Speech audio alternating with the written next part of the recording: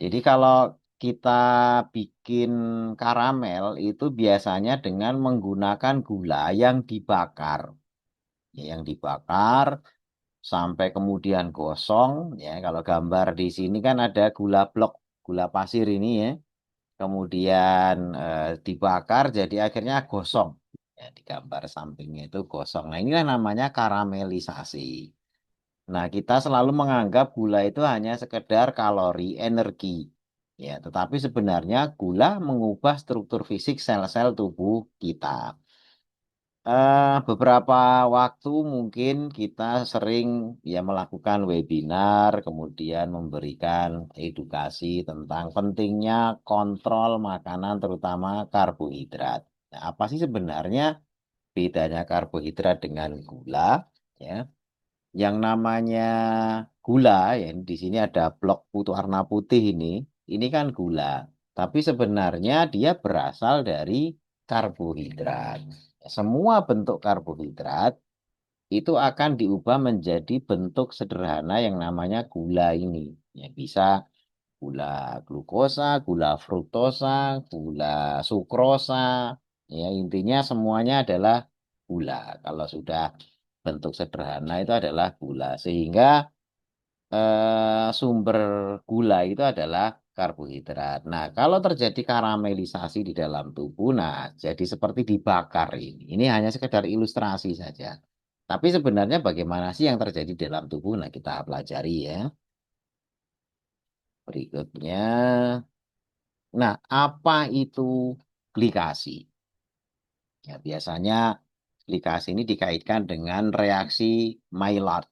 Ya, Maillard di dalam tubuh kita ini penemunya yang ditemukan pada waktu itu di tahun 1912 ya. Nah, ini kita lihat ketika seseorang mengkonsumsi protein, ya ini kan gambarannya adalah roti. Roti itu kan ada proteinnya, ya. Kalau Bapak Ibu beli tepung, ya tepung yang mau digunakan untuk membuat roti, biasanya tepung tersebut mesti yang proteinnya tinggi. Ya, jadi tidak hanya sekedar tepung gandum gitu enggak, tapi biasanya kalau mau bikin roti yang bagus, yang bisa ngembang, yang bisa ya teksturnya bagus, itu mesti roti dengan protein tinggi. Nah, demikian juga dengan roti tawar ini.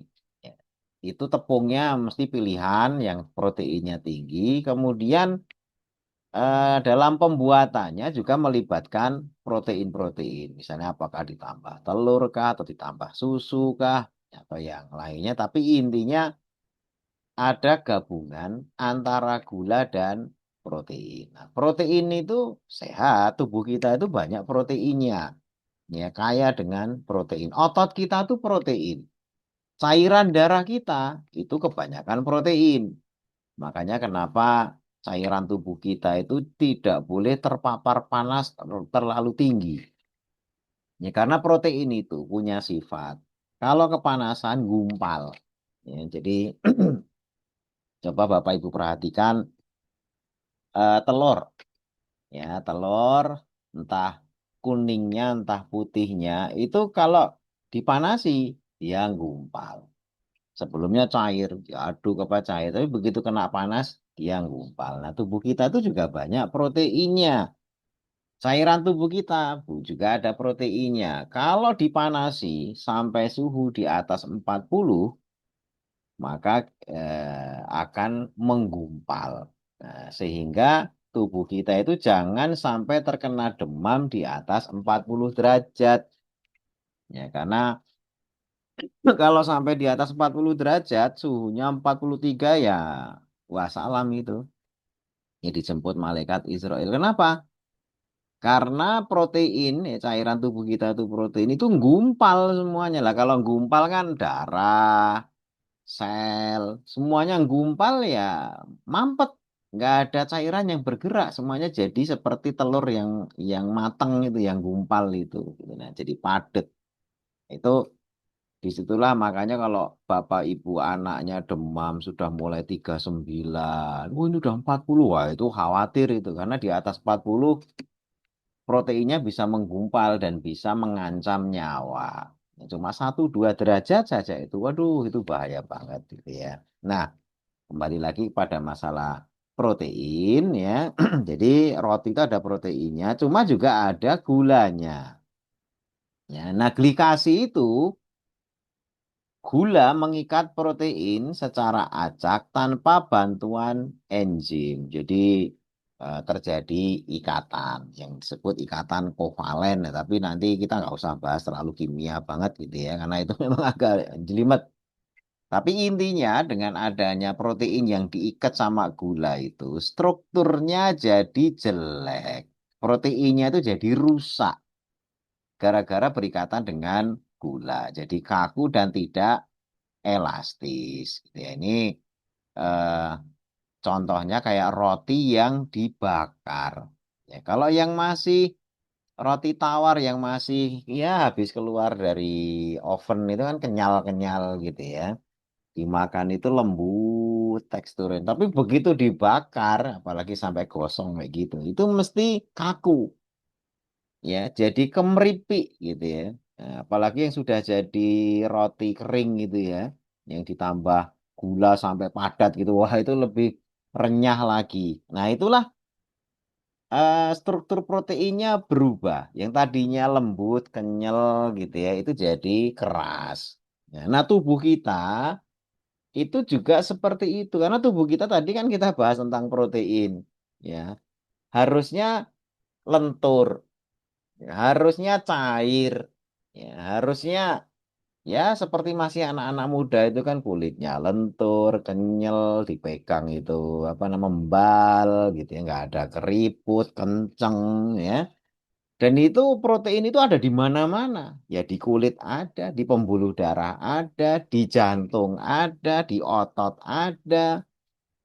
Ya, dan itu membantu kelenturan tubuh kita di tulang. Ya, makanya masih muda itu proteinnya itu belum banyak mengalami glikasi, belum banyak dikaramelisasi gitu ya. Jadi akhirnya lompat-lompat, membal dan lain sebagainya itu masih lincah.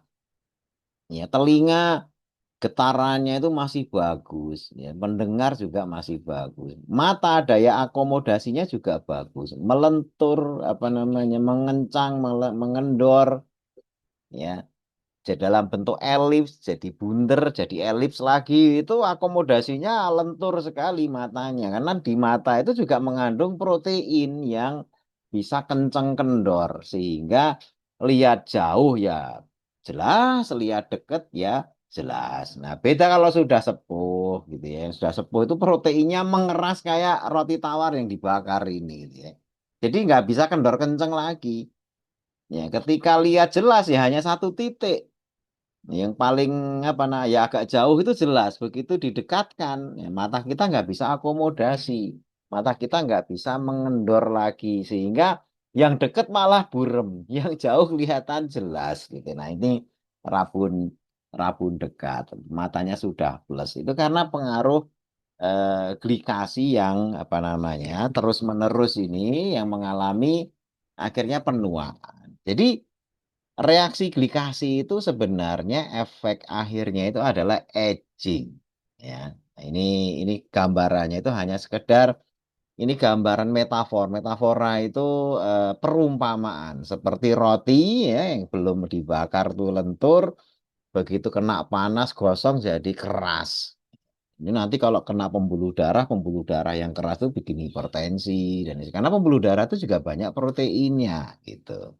Selanjutnya, Bapak Ibu sambil saya terangkan begini, silahkan boleh nulis pertanyaan daripada nanti terakhir jadi lupa tadi apa nerangin apa yang mau nanya ini jadi kelewat. Nah, jadi mumpung kita ini sambil silahkan boleh nanya nanti biar apa namanya biar bisa dijawab nanti di akhir, gitu kan.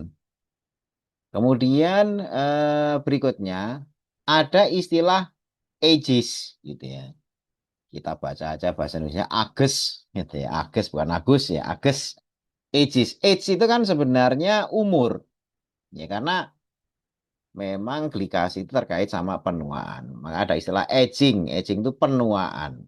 Age itu umur. Nah, ini singkatan. Ya, Advanced Glycation End Product. Jadi, hasil akhir dari glikasi. Ya, glikasi kan karamelisasi. Jadi, ibaratnya protein kena gula yang dipanaskan. Akhirnya lengket. Nah, lengket jadi mengeras. Nah, hasil dari perlengketan yang mengeras yang kena panas tadi itu kena gula gitu ya. Itu menghasilkan ages tadi itu. Ages. Nah, ini senyawa beracun. Ini mau ikatan molekul kovalen, irreversible, tidak bisa balik normal. Jadi begitu rusak ya nggak bisa balik. Ya, jadi ibaratnya kalau gambaran suka apa bikin lelucon itu ibarat beli celana kolor murah sekali ditarik nggak bisa balik. Nah itu apa namanya ages tuh kayak gitu-gitu. Ya, jadi kalau yang normal itu kan kolor ditarik balik lagi, kenceng lagi, tarik lagi, balik lagi. Itu yang bagus gitu ya. Tapi kalau mengalami ages ini, ya, itu begitu kolor ditarik nggak balik lagi. Nah itu penuaan tuh ya seperti itu, irreversible. Ya, nah, makanya jangan sampai kena molekul kovalen irreversible ini ages ini. Ini hasil dari glikasi. Nah, kemudian juga ages itu pemicu peradangan, memicu stres oksidatif dan radikal bebas yang merusak sel sehat. Nah, ini kalau gambarnya ini kan ada gambar otot yang dirusak ya oleh ages, oleh karamelisasi ini ya. Sampai ya ini sekedar gambaran saja ilustrasi. Kemudian penumpukan usia, maksudnya ages ini ditumpuk, ditumpuk sampai akhirnya membuat penuaan lebih cepat. Ya, tubuh tidak bisa membuang dengan cepat, ya, menumpuk dan nantinya penumpukan itu menyebabkan percepatan penuaan. Artinya penampilan fisik itu lebih tua daripada angka umurnya. Ya, kalau agesnya itu menumpuk lebih cepat, sehingga usia mungkin baru 40, tapi penampilan fisiknya sudah kayak 60 tahun gitu. Nah, itu gara-gara ages ini ya. Kemudian kehilangan fleksibilitas. Nah, tadi yang roti tawar yang tadi masih ketika belum apa namanya jadi roti bakar, rotbak gitu ya, orang bilang rotbak.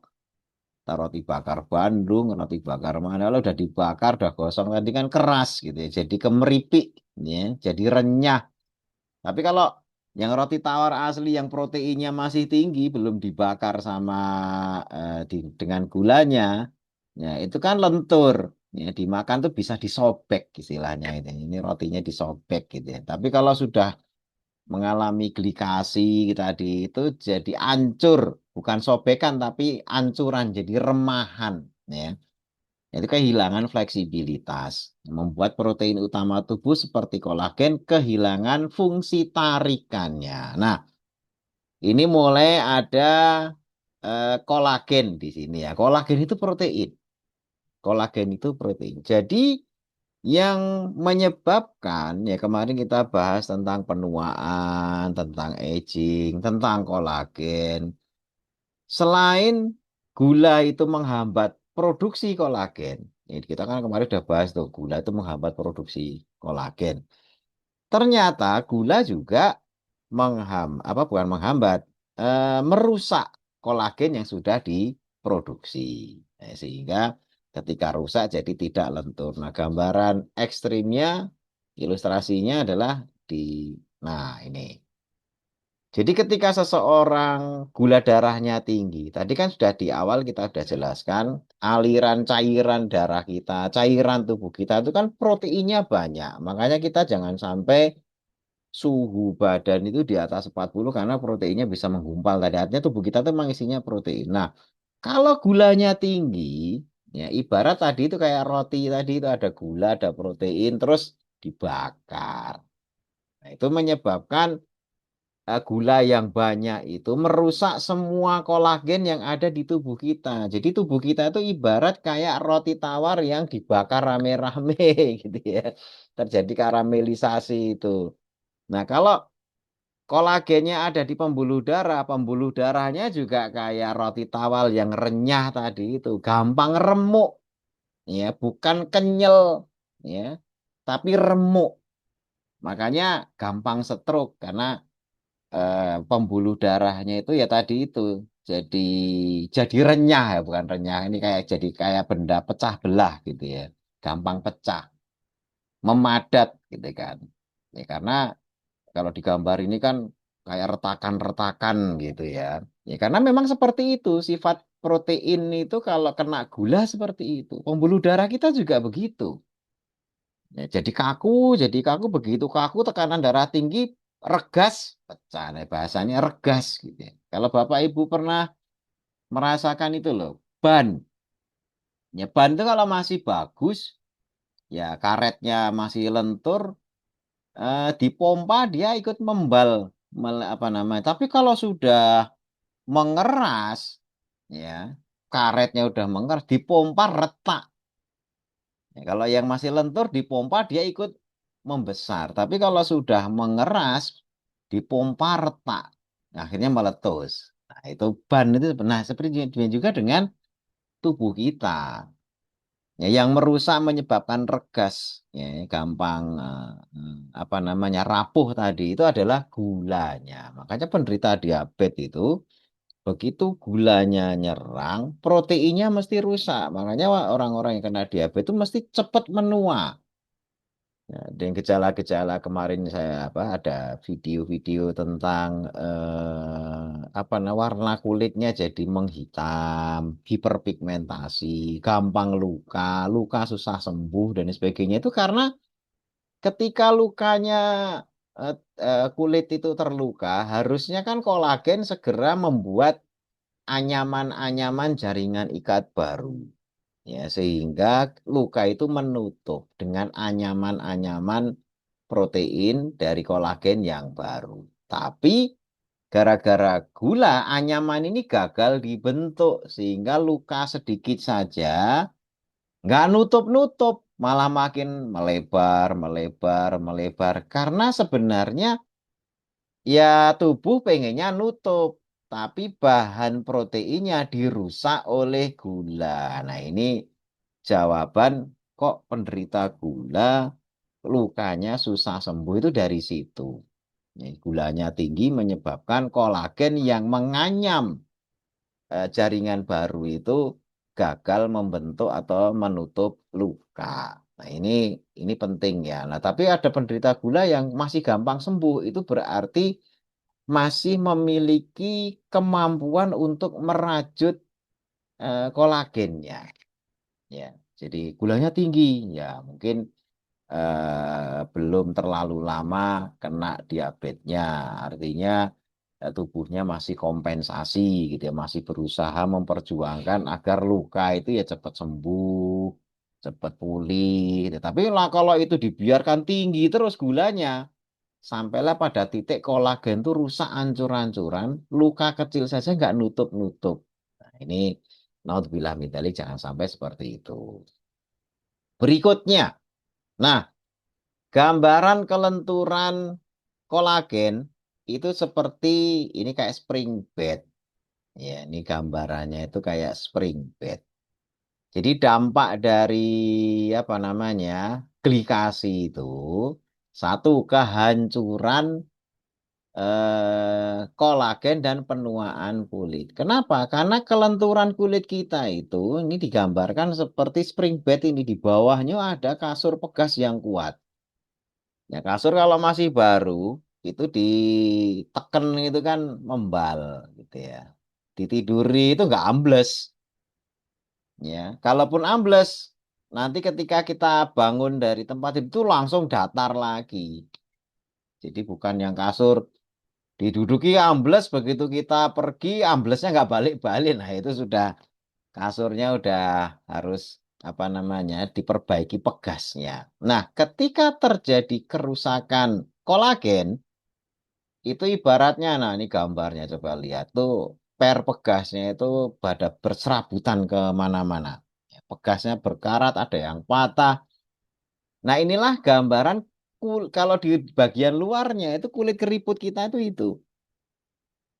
Ya, kulit keriput kita itu karena di bagian bawah pegas-pegasnya itu sudah pada berantakan. Ya. Nah, kalau berantakannya sesuai usia, ya semuanya pasti akan mengalami yang namanya tua. Ya, Rasulullah SAW juga bersabda, ada satu, ya semuanya itu penyakit ada obatnya, kecuali satu. Ya ini apa? Pertama maut, itu ya. Nah, pernah Nabi berkata, maut itu nggak ada ininya. Yang kedua itu usia tua. Ini semuanya mengalami tua. Permasalahannya adalah apakah cepat, apakah normal, atau lambat. Nah, semua pengennya kan lambat. Usia boleh 80, tapi energis kayak usia 50, misalnya, atau usia 40. Nah, itu orang nggak tahu usianya berapa. Saya 80, wah mosok masih kelihatan 40 gitu ya. Nah, itu kan seneng kalau orang digituin. Ya. Padahal usianya udah 80 kelihatan seperti 40. Wah, itu seneng banget tuh mesti. Anjuran Ya. kolagen kan penuaan kulit. Kemudian Konsumsi kulit ketika menyebabkan keriput terjadi itu. ketika terjadi apa namanya glikasi tadi itu gitu ya.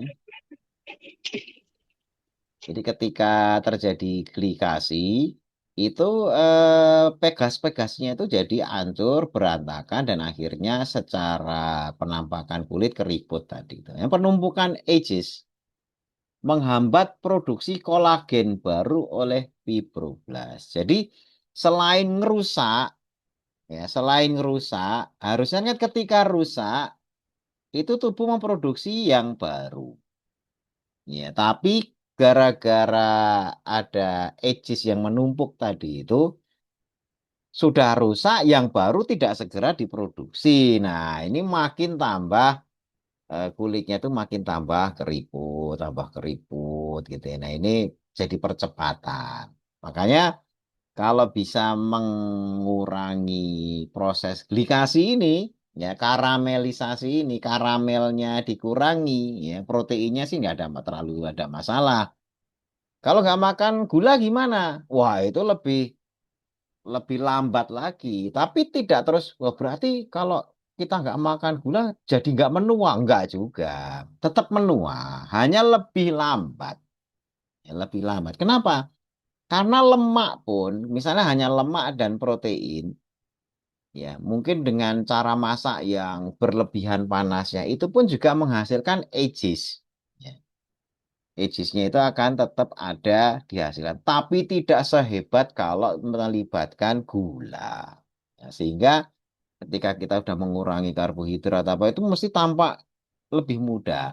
Ya, itu kulit secara penampakan luarnya. Berikutnya, ini dampak pertama ya kehancuran kolagen dan pena, apa namanya penuaan kulit. Ya, mengapa konsumsi manis menyebabkan keriput lebih cepat? Nah, ini prosesnya tadi itu. Kayak kasur spring bed pernya kalau yang gulanya konsumsi gulanya dikit itu pernya rapi, tapi kalau yang banyak makan yang manis-manis, gulanya tinggi, nah ini berantakan ini. Ya. Berikutnya dampak kedua, peta kerusakan organ tubuh. Glikasi adalah akar dari komplikasi diabetes.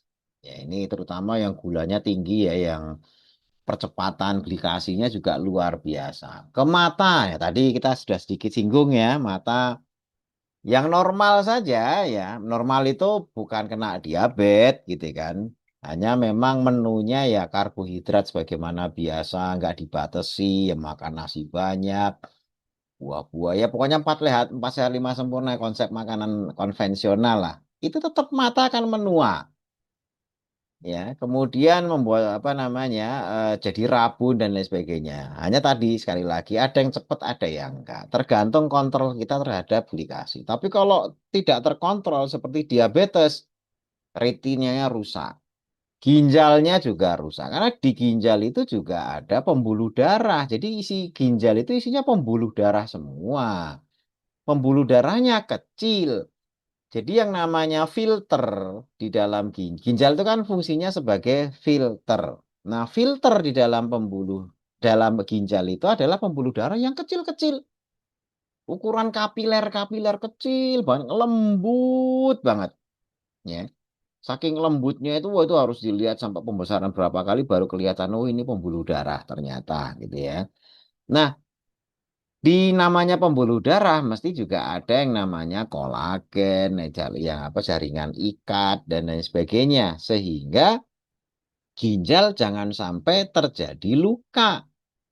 Kalau ada jaringan ikat ya otomatis orang sudah sekecil itu filternya kok tiba-tiba ada luka, ini terjadi fibrosis. Nah, itu yang namanya gagal ginjal, gitu kan. Sehingga jangan sampai ginjal kita dirusak pembuluh darahnya oleh gula yang terlalu tinggi. Ya, sehingga tidak elas. Kalau tidak elastisnya di pembuluh darah besar, seperti arteri itu kan selangnya gede.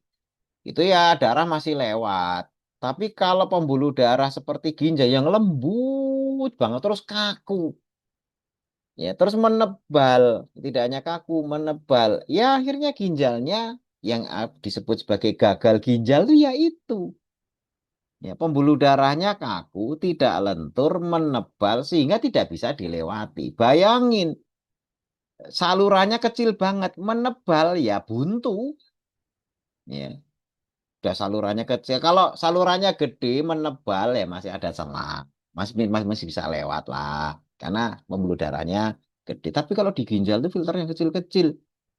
Ya begitu terjadi masalah ya dengan pembuluh darahnya karena ada kolagen, ada jaringan ikat, terjadi fibrosis. Ya itulah gagal ginjal tuh itu. Gitu. Jadi masalah ages ini ke ginjal. Makanya penderita gulanya tinggi, ginjalnya rusak. Karena gula itu menyebabkan tadi ages tadi itu glikasi. Jantung, ya kalau ginjal tadi gambarannya pembuluh darahnya kecil-kecil. Kalau jantung pembuluh darah besar. Yang besar saja bisa tersumbat, apalagi yang kecil seperti filter di dalam ginjal. Ginjal itu isinya pembuluh darah, tapi kecil-kecil gitu. Yang gede saja kayak jantung, itu terjadi pembuluh darah ini mengalami penyempitan namanya aterosklerosis. Ya, ages ini narik kolesterol. Ya, sebenarnya bukan narik, ini penjelasannya kita sudah jelaskan bahwasanya LDL itu karena dipanggil. Ya, memang betul menarik itu dipanggil karena untuk nambal. Ya, membuat dinding pembuluh darah itu mengeras terus tersumbat. Nah, karena tersumbat, regas kayak tadi itu roti tawar yang sudah dibakar itu ya gampang pril gitu aja langsung hancur ya, terus bocor gitu ya. Nah, bocor kalau di otak namanya stroke ya. Ini bahaya gitu ya. Kemudian saraf. Saraf merusak selubung atau pelindung saraf atau mielin ya, sehingga sinyal rasa sakit hilang. Nah, ini yang dirasakan oleh penderita diabetes. Kenapa jadi kebas? Ya, jadi kebas. Terjadi glikasi sehingga selaput saraf itu seharusnya menghantarkan sinyal rasa. Misalnya nginjek puntung rokok panas, itu kan sinyalnya harus dikirim lewat selaputnya tadi itu. Ini sinyal. Nah, sinyalnya rusak selaputnya itu. Sehingga akhirnya nginjek puntung rokok ya diem. Masa nginjek, nginjek duri ya diem. Padahal kakinya udah ledes, berdarah-darah, sudah berlepuh gitu ya. Nggak ngerasa orangnya. Makanya saya sering ulang-ulang saya nasihati penderita diabetes jangan suka jalan telanjang kaki di panas siang hari. Karena ketika jalan nginjek duri, paku, atau aspal yang panas sampai lepuh itu orangnya nggak ngerasa apa-apa. Karena sinyal nyerinya itu terhambat akibat selubung pelindung sarafnya itu ya terkena glikasi tadi itu jadi rusak gitu ya. Agesnya itu ngerusak selubungnya. Ya, ujung-ujungnya nanti luka. Nah, luka susah sembuh karena glikasi lagi gitu kan. Nah, akhirnya malah diamputasi. Nah, itu diabetes itu memang kemana-mana. Tapi sebenarnya prosesnya itu diawali ya namanya glikasi ini. Ya, glikasi ini. Nah, glikasi ini kalau diabetes itu terjadi percepatan. Pada orang sehat terjadi juga, tapi normal-normal saja. Pada orang yang membatasi karbohidrat itu bisa melambat. Tuh, kalau pengen awet muda, makanya insulin itu dijaga jangan terlalu tinggi. Ancaman ketiga, terhadap memori dan otak. Nah, ini ada penyakit sekarang ini apa? Alzheimer, pikun.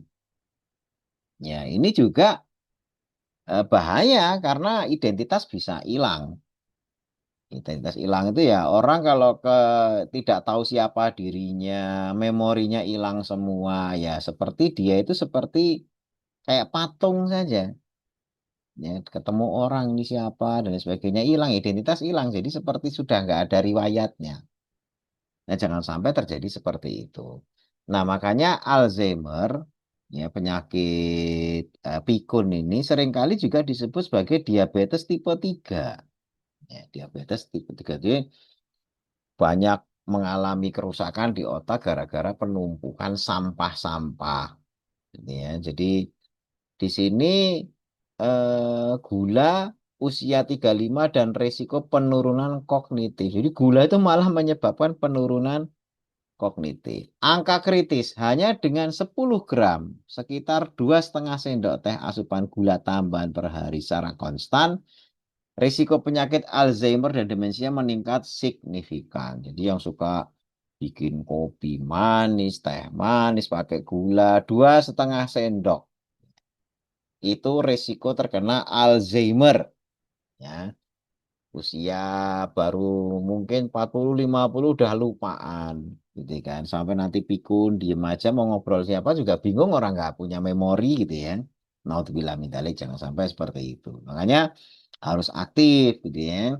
Gula dikurangi karena kita nggak terlalu butuh gitu kan. Karena semakin tambah usia kan pergerakan tubuh kita juga semakin berkurang. Batasi makan ya.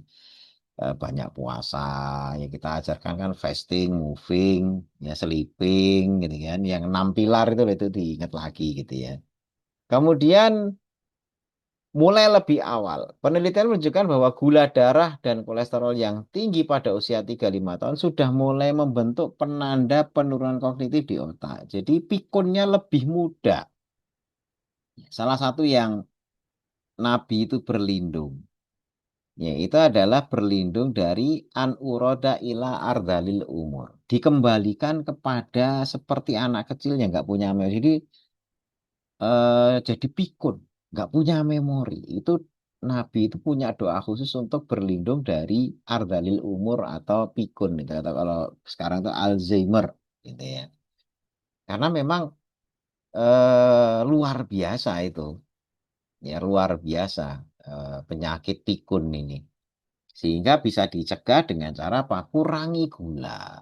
Ya, gula itu nanti efeknya bikin ikatan protein dan gula di otak itu nanti sampah-sampah protein banyak di sana.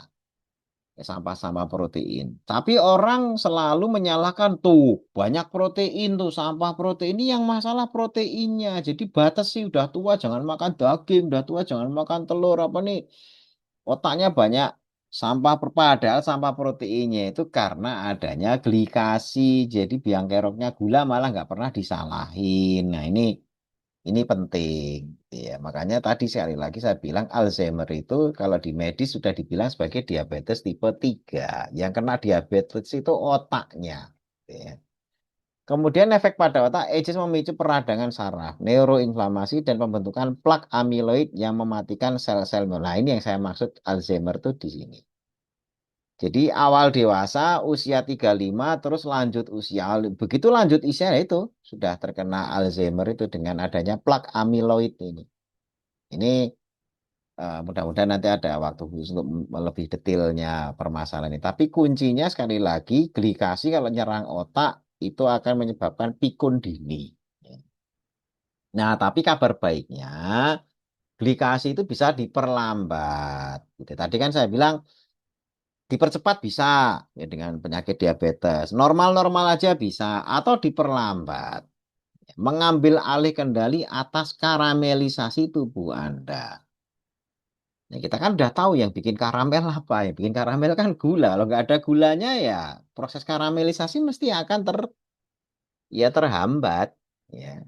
Jadi walaupun glikasi adalah proses alami tubuh, kecepatan kerusakannya sepenuhnya berada di tangan kita. ya dengan 4 pilar gaya hidup anti glikasi. Ya, pertama, stop pembentukan AGEs baru. Ya, jangan diizinkan terbentuk AGEs itu. Jangan itu kan sampah glikasi. Yang kedua, blokir AGEs dari makanan dari luar. Tiga, melindungi sel dengan antioksidan.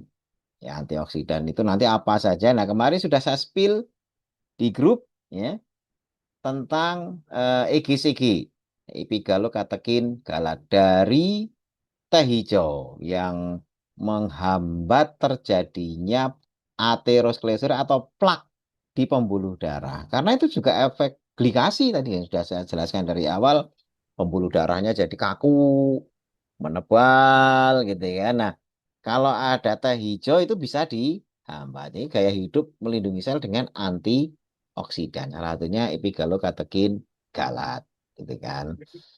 Nah, bahan bakar gula sebelum menjadi kerak. Ini dengan olahraga. Jadi kalau kita masuk makanan yang masih, ini Bapak-Bapak Ibu yang belum 6 pilar banget gitu ya maksud saya, belum 6 pilar banget itu Apa masih menu antem makanannya, menu makanannya itu desktop masih masih dengan karbohidrat, masih dengan gula, buah-buahan yang manis-manis masih dikonsumsi dalam dosis banyak misalnya. Nah, kalau memang masih masuk gula banyak, sebelum jadi karamel, dibakar dulu gulanya. Maksudnya dibakar itu dipakai.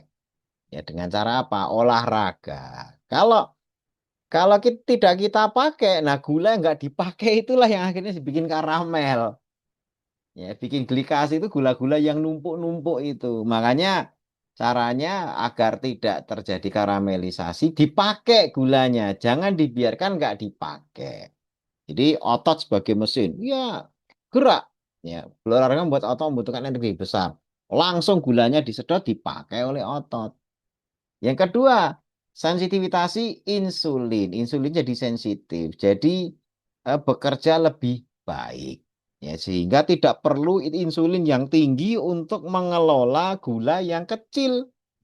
Ya, orang yang apa namanya sudah resisten insulin, dengan masuk gula sedikit saja dia butuh insulin banyak untuk mengelolanya. Karena dia sudah resisten. Ya, jadi gulanya nggak terlalu gede, tapi dia butuh insulin yang tinggi. Akhirnya apa? Gulanya nggak terolah dengan insulin yang biasanya, sehingga gulanya makin naik, makin naik. Itu gara-gara bukan kekurangan insulin. Justru insulinnya sudah banyak, melebihi normal, tapi insulinnya gagal mengolah gula. Nah, itu namanya diabetes tipe 2. Jadi tipe 2 itu bukan, oh ini insulinnya sudah berkurang. Bukan. Ini bolak-balik orang suka nggak paham gitu kan. Kalau yang namanya insulinnya kurang itu tipe 1 ya. Tapi kalau yang tipe 2 itu insulinnya berlebih, tetapi insulin yang berlebih ini tidak mampu mengelola gula karena sudah resisten. Nah, sampai akhirnya kasih obat lagi, kasih obat, lama-lama karena dikasih obat terus pankreasnya mati. Nah, barulah masuk tipe 1. Dari tipe 2 bisa jadi tipe 1. Dan kalau sudah tipe 1 ya mau nggak mau suntik insulin gitu ya. Jadi olahraga memperbaiki sensitivitas insulin. Kemudian target minimum lakukan 150 menit latihan aerobik intensitas sedang per minggu. 150 per minggu Bapak Ibu. Jadi 30 menit 5 kali seminggu. Makanya kan saya sering tuh kalau di grup jalanlah sekitar 30 menit per hari gitu ya. Nah itu jalan kan nyantai. Ini intensitas sedang. Ya, terus dikombinasi dengan latihan beban atau workout 2 kali seminggu. Nah ini fungsinya biar gulanya tidak numpuk yang menyebabkan karamelisasi. Gulanya dipakai dulu sebelum di apa namanya ya dijadikan sebagai karamel atau jadi kerak tadi itu. Saya kayak roti tawar tadi yang di awal ya. Berikutnya retas cara memasak. Jadi suhu tinggi, ya masak dalam suhu terlalu tinggi, itu juga nggak bagus. Tapi ini catatan ya, catatan di sini adalah masak yang melibatkan adanya gula yang, ya karena untuk karamel kan butuh suhu tinggi. Ya. Jadi metode goreng atau frying, bakar, grilling, ya, panggang, suhu tinggi, roasting. Kalau yang dimasak, makanya kan makanan-makanan olahan. Ya, mungkin Bapak Ibu di sini senang makanan olahan. Sosis. Sosis itu jarang cuma daging tok. Mesti dicampur tepung. Artinya daging plus gula. Daging yang kalau daging tok orang Indonesia nih jarang-jarang doyan. Mesti dicampur gula. Entah gulanya dalam bentuk kecap, jadi sate, jadi steak, ya mesti saus-sausnya itu melibatkan gula, gula merah kah, kecapnya kah, bumbunya kah. Jadi ketika dipanggang, dibakar itu selalu melibatkan karamelisasi dan memang karamelisasi bahan makanan seperti itu enaknya luar biasa gitu ya. Enaknya luar biasa gitu kan. Nah, itu makanya kalau ada tepung campur daging, ya, apa saja itu digoreng ya. Fried chicken, ayam toh kadang-kadang kurang enak, tapi kalau sudah pakai tepung, wah itu mantep itu. Ya. Eh, itu menyebabkan ages-nya jadi naik. Ages-nya itu jadi naik. Metode yang dianjurkan tuh direbus dan lain sebagainya. Dengan catatan tadi ya, karena terlibat dengan karbohidrat yang menyebabkan glikasi tadi itu. Ya. Di fakta datanya kandungan ages bisa meningkat 10 hingga 100 kali lipat. Ini gara-gara cara masaknya. Ya. Contoh misalnya ini kentang, nah, ini, makanya ini kan tadi disebutkan, saya sebutkan ini makanannya yang mengandung gula atau karbohidrat. Kentang digoreng itu mengandung 1.500 unit ages. Tetapi kalau dikukus hanya 17. Ya, jadi pemasakan pemanasannya ya karamelnya tadi itu menyebabkan agesnya itu jadi naik berpuluh-puluh kali lipat. Daging sapi ya direbus 2.000, tapi dipanggang campur kecap, campur ini jadi sate atau nanti ntar lagi korban gitu ya. Itu bisa naik. Ya, hanya memang begini Bapak Ibu semuanya. Ages dari luar yang eksogen itu tidak lantas kemudian menambah ages endogen langsung, tidak langsung. Ya, tapi kecuali tubuh kita ada yang namanya reseptor ages. Jadi reseptor ages. Jadi ragis, tulisannya ragis gitu ya, regis. Nah, reseptornya inilah yang kalau reseptor di tubuh kita itu aktif, begitu masuk ages dari luar, wah itu langsung ditangkap, langsung menaikkan ages di dalam tubuh. Nah, ini yang bahayanya itu. Makanya cara memasak dan bahan makanan yang dipakai juga menentukan, gitu kan. Tapi kalau misalnya daging, tanpa dikasih gula, tanpa ini, ya, cuma lemak sama protein doang. Nah, itu malah lebih aman dan dibandingkan dengan dicampur dengan kecap ini dan lain sebagainya yang menyebabkan terjadinya glikasi. Gitu ya. Itu jadi ini kuncinya jadi paham ya kenapa katanya daging ini naikin ini dan sebagainya kecapnya, gulanya, sausnya yang banyak mengandung gula yang kemudian dibakar itulah yang menaikkan agesnya. Tapi kalau daging murni dengan protein, apakah tidak menghasilkan? Menghasilkan juga tetap, tapi lebih rendah, jauh lebih rendah. Walaupun sama-sama digoreng ataupun dibakar. Tapi kalau direbus, wah itu sepakat semuanya direbus itu akan lebih kecil agesnya. Berikutnya, selain dengan rebusan dan sebagainya, mencampur dengan cuka.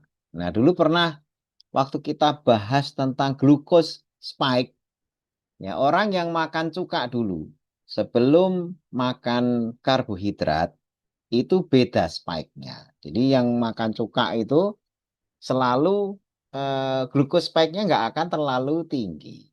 Nah, ini jadi kunci rahasia karena begini, banyak orang yang bilang, wah itu orang Jepang aja makan nasi tetap aja usianya tua-tua, panjang umur, nasi nggak ada masalah. Betul, nggak ada masalah. Cuma orang Jepang itu kalau makan nasi, ini yang pertama, mereka selalu mencampur dengan cuka. Ya, coba makan sushi, makan apa itu. Nasinya itu dicampur sama cuka itu. Jadi ada asam-asamnya. Itu yang menyebabkan nantinya glukos spike-nya tidak akan terlalu lompat. Gitu kan. Terus jenis berasnya beda. Ya, beras di sana itu dia seratnya lebih tinggi. Ya kayak model ketan jadinya gitu kan. Sehingga makan pakai sumpit oke-oke aja di sana. Beda dengan orang Indonesia makan pakai sumpit nggak rampung-rampung. Ya makan pakai sumpit nggak merampung-rampung. Orang Jepang makan pakai sumpit bisa cepet karena nasinya memang pulennya beda. Nah, sehingga di sini cuka mencampur dengan asam itu akan memblokir pembentukan AGEs dan juga kalau itu melibatkan karbohidrat akan mengurangi glukos spike dengan adanya asam. Ya, bisa dengan cuka apel dan lain sebagainya. Di sini pengurangan AGEs-nya itu dari 60%, 600% jadi cuma 200%. Ini berkurang 66%. Makanya kalau apa namanya orang-orang dulu gitu ya, eh, daging sebelum dimasak itu suka didiemin dulu, ya dikasih cuka dulu gitu ya. Baru kemudian direbus. Ya, nah itu katanya lebih enak, dagingnya lebih apalah dan lain sebagainya. Dan itu orang tua saya sendiri juga sering melakukan itu, tapi saya nggak tahu ilmunya. Ternyata ilmunya ini kurangi pembentukan AGEs. Berikutnya, membangun perisai antioksidan. Ya, ini dengan empon-empon gitu kan. Di sini kurkumin. Ya, semua empon-empon itu bahan aktifnya kurkuminoid ya atau kurkumin kalau isolatnya. Kalau kurkuminoid itu fragmentasinya gitu ya. Jadi dalam kurkuminoid itu ada kurkumin isolatnya. Kemudian buah beri. Ya, kemudian sayur-sayur berwarna hijau ini maksudnya adalah serat ya, serat.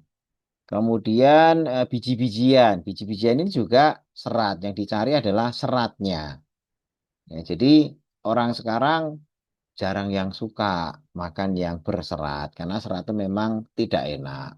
Nah, dan dulu kenapa orang makan dari alam ya, itu memang benar-benar tidak terlalu banyak penyakit walaupun maksudnya nggak pantang karbohidrat dulu makan karbohidrat juga sehat ya karena karbohidratnya pertama tinggi serat. Yang kedua, habis makan dipakai tuh energinya. Kalau sekarang kan enggak. Ya, dari makanan 24 jam yang dimakan anak-anak zaman sekarang, seratnya itu jarang banget. MBG kalau ada seratnya, itu rata-rata anak-anak pada nggak suka. Ya, entah apapun tuh bentuk seratnya. Sekalinya ada serat, buah rata-rata. Gulanya yang tinggi gitu kan. Nah, itu serat dari sayur yang lebih bagus, kekuatan seratnya itu orang nggak terlalu suka. Nah, padahal kalau ini perisai antioksidan dari serat, dari vitamin, polifenol, dan juga empon-empon yang terdiri dari kurkuminoid yang merupakan antiinflamasi ini dikonsumsi secara apa namanya rutin, itu membantu, ya, membantu sekali. Makanya kita kan selalu edukasi kan, produk-produk herbal kita itu selalu melibatkan kalau nggak vitamin, polifenol, kurkumin, itu selalu itu. Ya, serat juga bagian dari yang kita ajarkan. Selanjutnya, jadi gaya hidup anti glikasi. Sebenarnya ini sudah masuk ke poin 6 pilar ya. 6 pilar kan isinya ini juga. Kontrol gula. Kontrol gula itu bisa dengan fasting, bisa juga dengan ketosis, ya, dengan tidak mengkonsumsi gula berlebihan, itu kontrol gula. Jadi dengan fasting, dengan feeding atau eating, yaitu dua pilar. Bergerak aktif, moving, ya. Kemudian antioksidan ini bisa masuk feeding, bisa juga relaksasi. Ya, antioksidan. Jadi tubuh kita itu memang perlu diistirahatkan, jangan digeber terus dengan stres, ya, tapi relaksasi yang cukup. Makan tuh bagian dari relaksasi, makan yang nyaman, yang vitamin tadi apa itu bagian dari relaksasi. Kemudian ubah cara masaknya. Ya, kalau yang ubah cara masak ini tergantung bahan ya juga ya. Artinya tetap cara masak juga penting. Ya, tidak dirusak terlalu banyak rusak vitaminnya. Tidak terlalu dipanasi yang akhirnya mengalami glikasi yang berlebihan dan lain sebagainya. Tadi sudah kita bahas. Nah, sekarang pilihannya di tangan kita. Mau kayak apa? Itu semuanya kita karena ilmunya sudah kita share gitu kan sehingga nanti Bapak Ibu semuanya setelah ini ya boleh saja kita diskusi tanya jawab di grup atau tanya jawab di sini nanti kita baca satu-satu yang intinya adalah bagaimana semuanya tergantung kepada Bapak Ibu semuanya sehat itu jangan tergantung dokter jangan tergantung obat. Ya, karena kalau seperti itu akhirnya kita dididik untuk minum obat seumur hidup karena tidak berubah lifestyle-nya. Ya. Tapi kalau nanti lifestyle-nya berubah, nggak jangan tergantung sama dokter. Bisa goodbye sama dokter, bahkan bisa jadi dokter gitu ya, dirinya sendiri, buat dirinya sendiri. Dan bahkan bisa kalau sudah apal, ya kita bisa baca tubuh kita. Itu bisa jadi mentor untuk orang lain juga. Oh, saya pernah ngalami ini begini-begini. Bapak Ibu semuanya bisa jadi dokter juga bagi orang lain berdasarkan pengalaman karena pernah menyembuhkan dirinya sendiri, gitu kan. Nah, sekarang ini kan lucu, dokter menyembuhkan orang lain, dirinya sendiri sakit. Nah, yang paling bagus itu Bapak Ibu bisa menyembuhkan diri sendiri dulu, baru pengalamannya bisa dipakai untuk menyembuhkan orang lain. Harusnya gitu, gitu ya. Tapi yang sekarang ini aneh, dokter penyakit dalam malah kena penyakit dalam, dokter saraf malah kena stroke, ya. Dokter apa namanya jadi malah yang keahliannya apa dia kena penyakit di situ. Wah, ini ujian gitu ya. Ujian baik saya kembali share daftar hadir silakan nanti diisi ya untuk daftar hadirnya biar nantinya bisa mendapatkan voucher. Kemudian selanjutnya karena ini nggak ada yang baca saya bacakan satu persatu dari pertanyaan yang masuk. Eh, Baik, ini mulai pertanyaannya ke bawah ya. Sebentar. Nah, biasanya ada asisten, Pak Hendra ini lagi sama BP POM dan Dinkes gitu ya. Dokter Seneson Associated Secretary Phenotype apakah bisa dibantu dengan olahraga beban dan puasa? Sel senescence ya, senescence itu sel zombie ya. Sel zombie itu sel yang nggak mau mati-mati karena harusnya mati, tapi karena tubuh kita berlebihan sumber dayanya dipertahankan hidup, gitu kan. Nah itu bertahan hidup itu kan kunci hidup matinya sel itu di mitokondria, ya, di mitokondria. Jadi mitokondria di dalam sel itu dihacking, ya, sehingga sel kanker itu susah sekali mati ya, karena ada hacking sistem di mitokondrianya. Jadi kalau mitokondria berhasil di apa namanya intervensi ya itu ya penyembuhan sel kanker memang dari situ dari mitokondrianya. Makanya lifestyle yang kita bangun dengan 6 pilar itu kita berharap adanya semacam biogenesis mitokondria. Mitokondrianya jadi sehat, jadi baik. Yang punya diabetes itu mitokondrianya mesti rusak. Begitu nanti 6 pilar dijalani mitokondrianya bagus ya diabetesnya nyingkir. Jadi semuanya arahnya ke mitokondria. Apakah bisa dengan olahraga beban dan puasa? Malah memang penderita kanker itu harus olahraga beban dan puasa.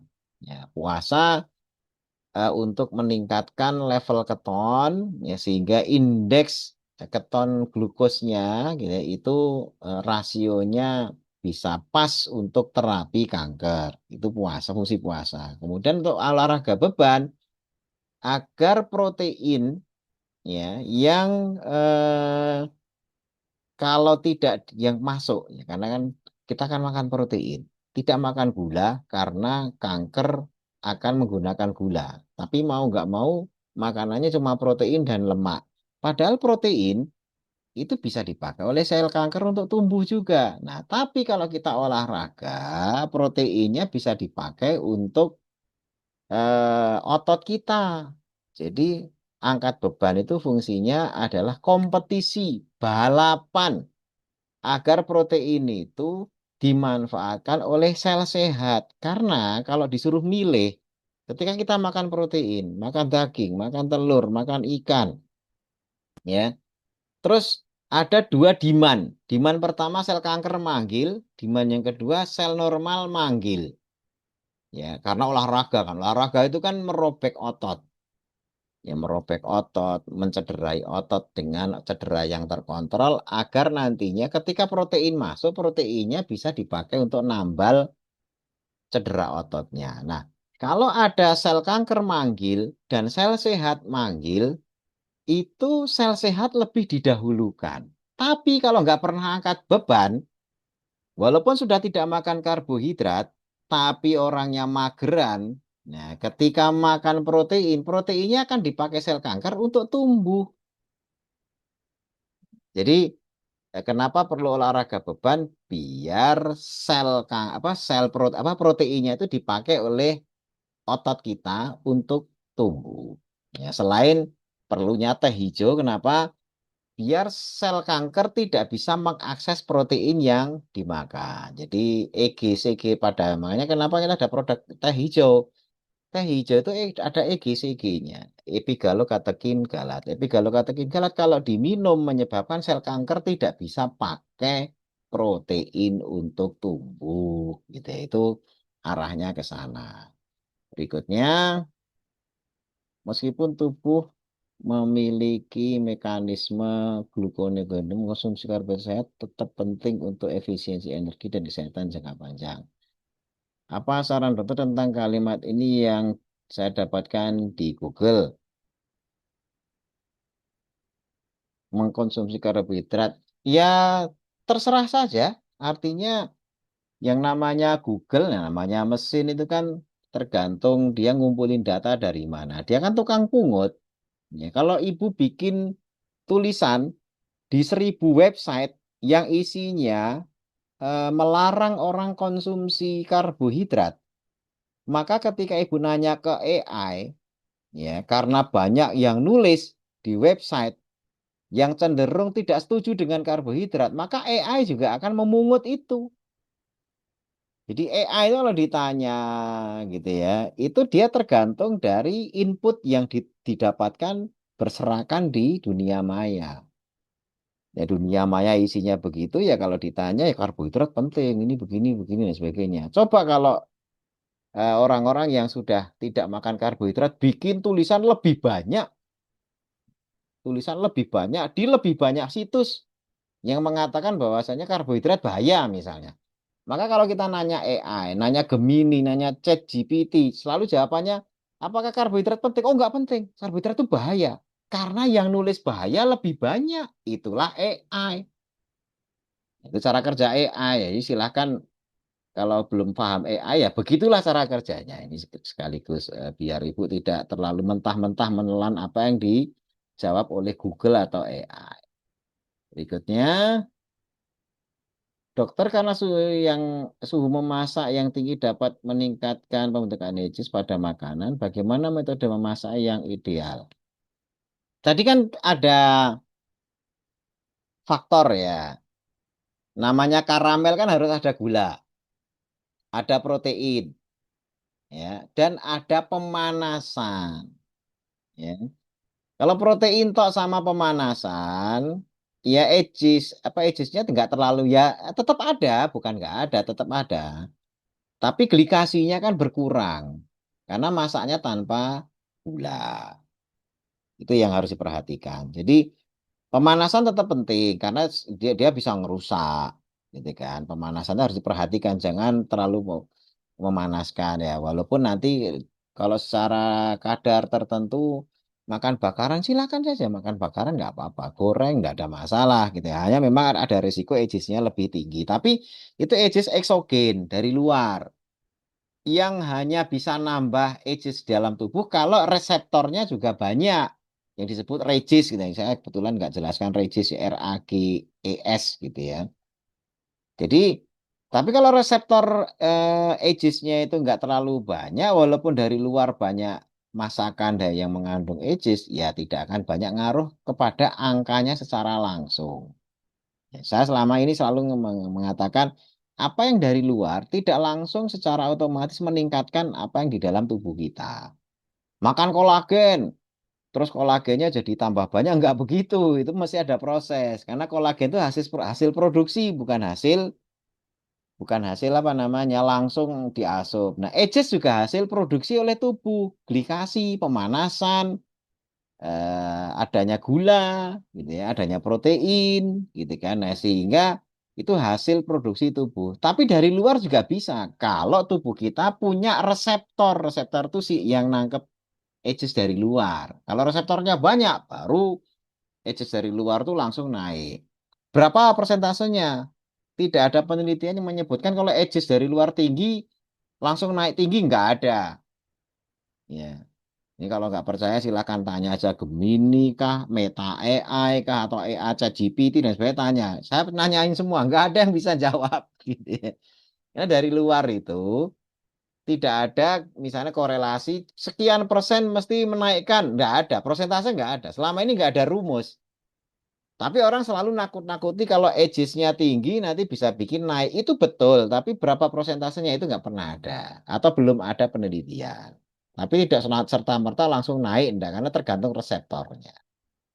Jadi, ibu jangan terus lantas takut, wah kalau gitu suhunya berapa ya ini? Memang suhu yang slow cooking itu, yang suhunya nggak terlalu ini ya, tapi ya walaupun mesti boros. Zaman sekarang listrik mahal ini ya jadi boros gitu ya karena masaknya lebih lama gitu kan. Tetapi pada intinya glikasi itu karamel. Karamel melibatkan gula. Nah, itu aja itu kuncinya itu gitu. Jadi jangan fokus ke suhunya dulu. Kemudian berikutnya, dok kalau tensi tinggi supaya gak minum obat terus gimana? Nah, harus berubah pola hidupnya. Pola hidup yang ramah, yang anti glikasi tadi itu, yang tadi kita sudah jelaskan. Saya berulang kali juga di grup nyontoin jalan, ya, jogging, olahraga ringan. Itu fungsinya membakar gula agar gulanya ini tidak terglikasi, ya. Dan itu efeknya lumayan, nuruninnya tuh lumayan banyak, gitu kan. Kemudian juga tadi puasa, jaga pola makan, jangan terlalu banyak karbohidrat dan lain sebagainya, karena kuncinya di situ. Termasuk beberapa kali saya ngirim video tentang efek gula ke kulit, jadi gampang jerawatan, jadi gampang keriput, dan sebagainya. Nah, kebetulan tadi juga dijelaskan dengan lebih gamblang. Nah, itu pengaruh gula terhadap kolagen. Jadi, kalau kita kolagennya produksinya bagus, ya kemudian glikasinya minimal, insya Allah pembuluh darah kita itu lentur. Nah, hanya kemarin saya sudah jelaskan tentang efek minum teh hijau terhadap kelenturan pembuluh darah, terhadap aterosklerosis. Kalau aterosklerosisnya masih baru, plaknya itu gampang hilang. Tapi kalau yang sudah kalsifikasi, yang sudah kaku, karena ada kalsium di sana, itu butuh waktu. Ya, butuh waktu itu perlu diurai. Nah, beberapa penelitian itu melibatkan beberapa enzim yang bisa dihasilkan oleh tubuh dengan cara apa? Ya, kemarin sudah kita bahas kombinasi antara ketosis dan teh hijau atau EGCG. Itu tolong dibaca lagi di grup, ya, di grup Habat Institute. Kombinasi antara ketosis dan EGCG. Itu nanti pembuluh darah yang kalsifikasi, kelenturannya sudah kaku dan lain sebagainya, itu bisa setidaknya dalam jangka waktu tertentu bisa pulih. Ya, itu secara teoritis bisa. Berikutnya, dok, ada pasien DM tipe 2 dengan keluhan OA, osteoartritis ya, ini berarti pengapuran. Genu dan shoulder arm syndrome. Apa olahraga yang terbaik dan apa saran terbaik untuk dietnya? Dietnya ya low carb, ya, low carb. Jadi hindari karbohidrat, perbanyak protein dan lemak. Kemudian untuk olahraganya, olahraga yang terbaik tentu saja yang membangun otot. Biar simpanan gulanya di otot lebih tinggi atau glikogen simpanannya itu lebih tinggi. Ya, selain juga meningkatkan sensitivitas insulin tadi sudah kita bahas ya. Jadi olahraga yang terbaik itu workout ya, bodybuilding ya, sehingga tubuhnya akan sensitif terhadap insulin. Nah, DM tipe 2 itu karena resisten insulin. Tadi sensitivitas insulin bisa bagus kalau ada workout. Di dua itu ya. Berikutnya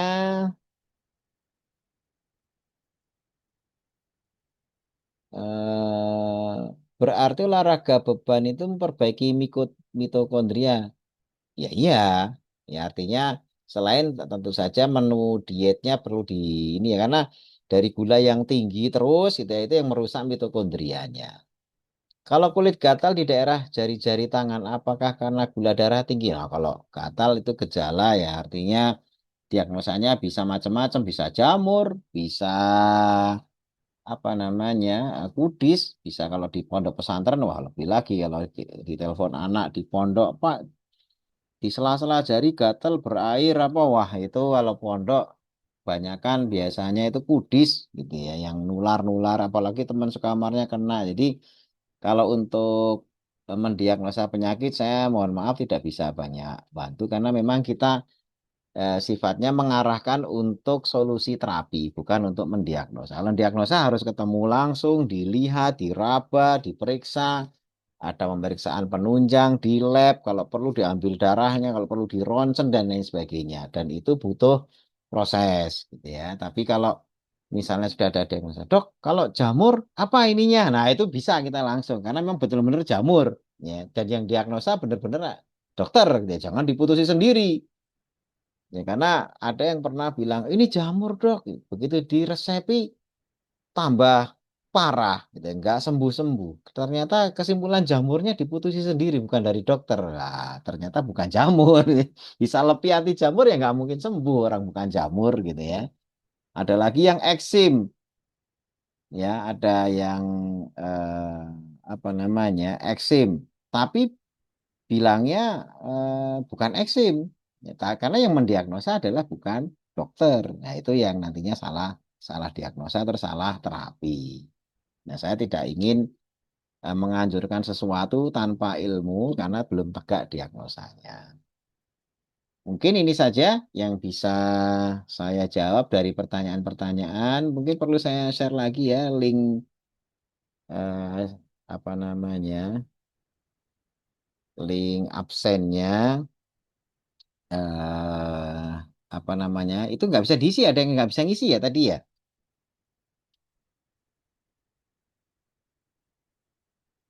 baik nanti coba saya cek dulu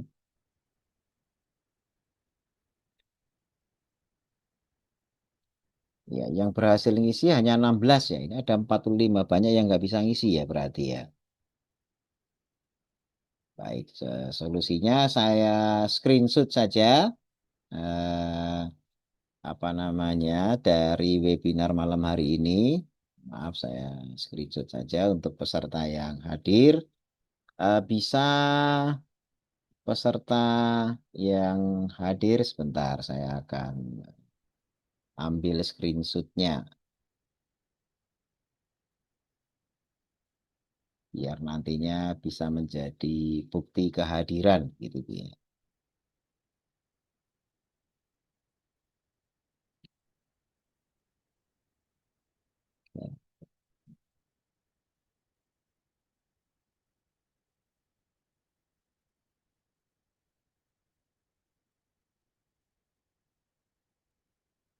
Ada 45 yang hadir ya. Nanti kalau selain yang itu nanti kalau Bapak Ibu punya bukti screenshot bagi yang mau belanja, Ibu screenshot saja. Saya juga melakukan screenshot selain dari daftar hadir ya. Jadi nanti kalau apa namanya sudah misalnya belanja, kalau ditanya sama Kang Dadi atau Kang Nanan misalnya, kemarin ikut, oh ikut, buktinya ada absennya gitu kan. Nanti absen ini saya akan kasihkan ke Kang Dadi kalau namanya ada, cukup ya itu sebagai bukti untuk dapatkan voucher diskon 50%. Tapi kalau namanya nggak ada, Bapak Ibu tolong webinar ini di screenshot. Yang di situ Bapak Ibu ada, itu digunakan sebagai vouchernya. Ya, bagi yang gagal melakukan apa namanya absen. Karena yang absen saya lihat hanya 16 orang ini sekarang jadi 17 gitu ya.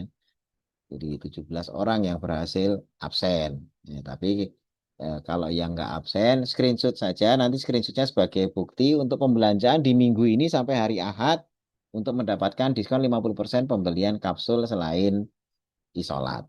Ya kan, saya masih tunggu absennya. Barangkali ada yang belum ngisi. Linknya sudah saya share. Ya, karena dari 40 hanya 18 ini banyak sekali yang nggak absen atau yang gagal absen gitu ya.